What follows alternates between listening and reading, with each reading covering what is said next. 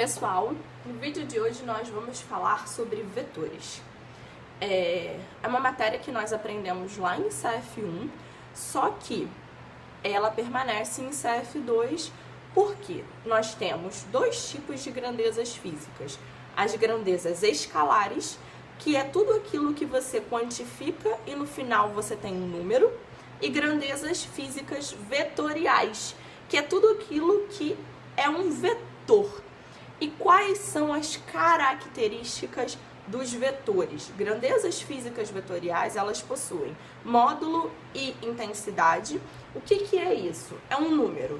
Por exemplo, quando você encontra a força elétrica resultante, no final você encontra um valor de 30 newtons, por exemplo. É um número com uma unidade de medida. Isso é o módulo ou uma intensidade de um vetor. É a medida dele numericamente. Nós temos direção direita, esquerda, para cima, para baixo. Ou seja, direita, esquerda, para cima ou para baixo. Sentido positivo ou negativo. E aqui embaixo eu deixei duas observações para vocês. Sempre desenhar a situação e sempre desenhar o plano cartesiano. Isso aqui é de extrema importância, porque se vocês não fizerem esses dois tópicos, não vão acertar questões de vetores. Ok, expliquei o que é uma grandeza física vetorial. E aonde eu encontro essa grandeza física vetorial? Aqui em eletricidade, vocês vão ter dois tópicos que são grandezas físicas vetoriais. Força elétrica. Força elétrica é uma grandeza física vetorial. O que isso quer dizer? Que força elétrica tem módulo, direção e sentido. E que toda vez que eu falo de força elétrica, eu preciso desenhar a situação e desenhar o plano cartesiano.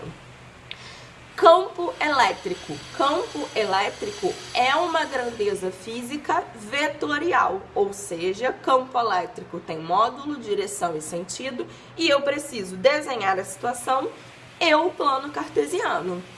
Olhando aqui ao lado, eu tenho alguns exemplos de plano cartesiano com vetores. Esse vetor A é um vetor positivo e ele se encontra na direção X, na horizontal.